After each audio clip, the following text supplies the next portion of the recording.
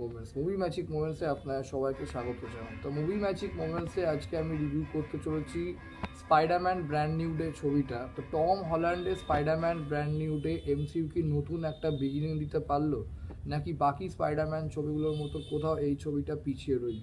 তো চলুন ভিডিওটা আর স্পাইডারম্যান ব্র্যান্ড নিউ ডে ছবিটা, যারা স্পাইডারম্যান নো ওয়ে হোম ছবিটা দেখেছে তারা সবাই মোটামুটি জানে। তো গল্পটা কি তা আমি একটু ছোটো করে বলে দিচ্ছি যে পিটার পার্কারকে সবাই ভুলে গেছে এবং পিটার পার্কারের যে কাছের মানুষ, ওর যে গার্লফ্রেন্ড এমজে, ওকে প্রত্যেকেই ভুলে গেছে।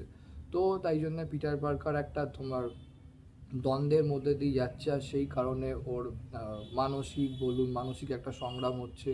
ও নিজের সাথে লড়াই করছে এবং তার সাথে একটা তোমার ওর মধ্যে তোমার একটা চেঞ্জ আসছে, এবং সেই চেঞ্জটা এই ভেতরে একটা যে মেন্টাল কনফ্লিক্টটা হচ্ছে ওর নিজের সাথে, তো সেই কারণে সেই চেঞ্জটা আসে। সেই চেঞ্জটা কি সেটা আমি বলছি না, কারণ সেই চেঞ্জটা অনেকটাই সিনেমার বড় হাইলাইট, তো সেই জন্য বলছি না।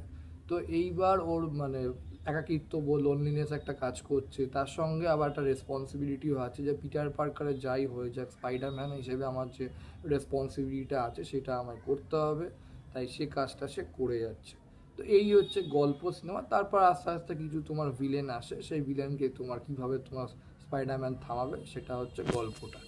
তো এই সিনেমার পজিটিভ দিক যদি আমি বলি সেটা হচ্ছে টম হল্যান্ডের অভিনয়। টম হল্যান্ডের অ্যাক্টিং এখানে খুব ভালো হয়েছে। যেভাবে তোমার একটা মানুষ তোমার নিজের সাথে যখন লড়াই করে তখন তার কী রিয়াকশান করা উচিত, নিজের কষ্টটা তোমার ও একটা কাগজে লিখে রেখেছে, তারপর কিন্তু তাও স্পাইডারম্যান হিসেবে সে রেসপন্সিবিলিটিটা পালন করে যাচ্ছে। তো সেখানে লোনলিনেস, ভেতরে ইনার একটা কনফ্লিক্ট, মনের একটা তোমার মানে নিজের সাথেই তোমার যুদ্ধ হচ্ছে, তো সেইগুলো টম হল্যান্ড খুব ভালো করে ফুটিয়ে তুলেছে বলবো। আর বাকি আদার সাপোর্টিং কাস্ট যারা অ্যাক্টিং করেছে তারা খারাপ না বলবো, কিন্তু টম হল্যান্ডের যেহেতু ক্যারেক্টারটা খুব সুন্দর করে লেখা হয়েছে, পিটার পার্কারের ক্যারেক্টারটা, তো পিটার পার্কারের ক্যারেক্টারটা হচ্ছে এই সিনেমার অন্যতম হাইলাইট। তো সেইটায় টম হল্যান্ড খুব সুন্দর করে পিটার পার্কারের চরিত্রটা খুব ভালো করে পাঠ করেছে। আচ্ছা, দ্বিতীয় পজিটিভ দিক হচ্ছে এই সিনেমার অ্যাকশান সিকোয়েন্সেস এই ছবির ভীষণ ভালো। সিনেমাটোগ্রাফি ভীষণ ভালো, ভীষণ সুন্দর, শহরের দৃশ্য, ক্যামেরা ওয়ার্ক, লাইটিং, এগুলো ভীষণ ভালো লাগবে। ভিএফএক্সের কাজ ভীষণ ভালো বলবো। স্পেশালি মুভিটার যে ক্লাইম্যাক্সের যে অ্যাকশান সিকোয়েন্সেসটা আছে তোমার ওই নিনজা ফাইটটা, তো ওইটা দারুণ বলবো। ওখানে অ্যাকশান সিকোয়েন্সেসটা ভীষণই ভালো লাগবে দেখতে, মানে আপনাকে একটা সিনেম্যাটিক এক্সপিরিয়েন্স দেবে সিনেমাটোগ্রাফি ভিএফএক্স দিয়ে, স্পাইডারম্যানের সুইঙ্গিং সিনগুলো, এবং তার সাথে তোমার যে অ্যাকশান সিকোয়েন্সেসগুলো আছে, যে স্টান্টগুলো আছে, স্টান্টগুলো যেভাবে তোমার কোরিওগ্রাফি করেছে সেগুলো আপনাকে সম্পূর্ণভাবে সিনেম্যাটিক একটা এক্সপিরিয়েন্স দেবে। এবং তার সাথে মুভির এন্ডে ক্লাইম্যাক্সটা আমি বলবো বেশ ভালো, একটা নতুন এমসিইউ মানে ছাপ ছেড়ে যায়, একটা নিউ বিগিনিং ভাবে। কারণ দেখুন, এটা তো স্পাইডারম্যান ব্র্যান্ড নিউ ডে, নতুন দিন, তো সব কিছুই এখানে একটা নতুন বিগিনিংভাবে আরম্ভ করা হয়েছে, মানে নতুনভাবে স্পাইডারম্যানকেও এস্টাবলিশমেন্ট করা হয়েছে। স্পাইডারম্যানকে লোকে মানে নিউ ইয়র্কের লোকজনরা নতুনভাবে চিনছে, পিটার পার্কারকে নতুনভাবে চিনছে। তো এইগুলো একদম ব্র্যান্ড নিউভাবে দেখিয়েছে, নামের সাথে একদম সেটা খুব ভালোভাবে জাস্টিস করেছে সিনেমাটা, তো সেগুলো খুবই ভালো লাগবে। এবার যেটা মুভিটার নেগেটিভ দিক আসছে, সে মুভিটার আমি যদি স্পাইডারম্যান নো ওয়ে হোমের সাথে যদি কম্পেয়ার করি, তো সেই তুলনায় কিন্তু এই সিনেমাটা অতটা টপ নচ বা আউটস্ট্যান্ডিং মুভি হয়নি। হ্যাঁ, আপনারা দেখতে পারেন, ভাল লাগবে, স্পাইডারম্যানের ফ্যান্স যদিও, তো নিশ্চয়ই বলবো একবার দেখে আসুন, সত্যি ভাল লাগবে বলবো। আর এমসিইউর যদি ফ্যান হন নিশ্চয়ই দেখে আসুন, ভাল লাগবে।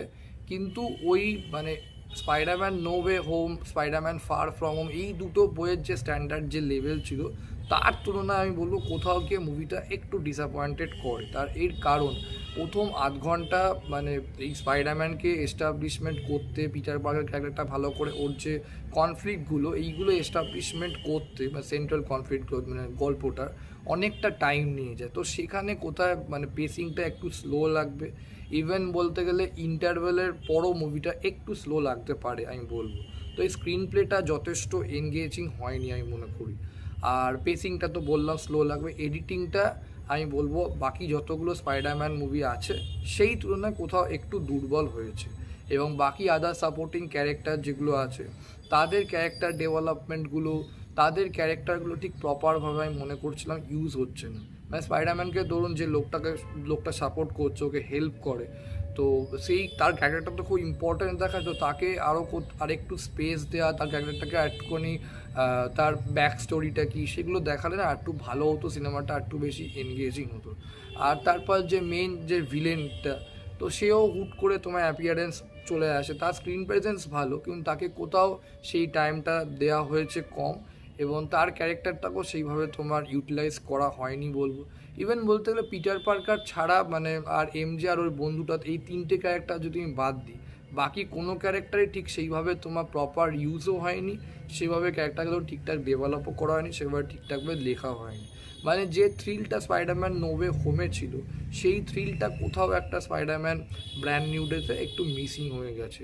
আর এডিটিং মানে এটা একটুখানি ছবিটা খুব ইমোশনাল ড্রামাটিক মুভি হয়েছে, মানে স্পাইডারম্যানের মুভি মানে একটা মানে অ্যাকশন ট্যাকশন সবই আপনি এনজয় করবেন, কিন্তু কোর ইমোশনটা এই ছবিটায় খুব বেশি আছে বলবো, আর ড্রামাটিকটা আপনি খুব অনুভব করবেন। কিন্তু ওই যে তোমার থ্রিলটা এবং যে এডিটিং একটা ব্যালেন্স থাকে না, সেই ব্যালেন্সটা কোথাও গিয়ে অতটা হয়নি বলবো। তো এই হচ্ছে তা, বাট আপনি যদি আমি আবারও বলবো স্পাইডারম্যানের ফ্যান হন, এমসির ফ্যান হন, তো নিশ্চয়ই অবশ্যই একবার দেখতে পারেন, ভাল লাগবে। অ্যাকশান, ভিএফএক্স, তারপর তোমার ক্যামেরা ওয়ার্ক, লাইটিং, এগুলো খুবই ভালো। স্পাইডারম্যানের সুইঙ্গিং সিন যেগুলো আছে ভীষণ ভালো লাগবে বলে, আর টম হল্যান্ডের অ্যাক্টিং আপনার সত্যিই ভালো লাগবে।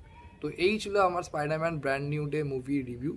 আর ভিডিওটা যদি ভালো লাগে লাইক করো, কমেন্ট করো, শেয়ার করো, আর এরকম রিভিউ পাওয়ার জন্য আমার মুভি ম্যাজিক মোমেন্টসে আপনারা পাশে থাকুন ও সাবস্ক্রাইব করুন।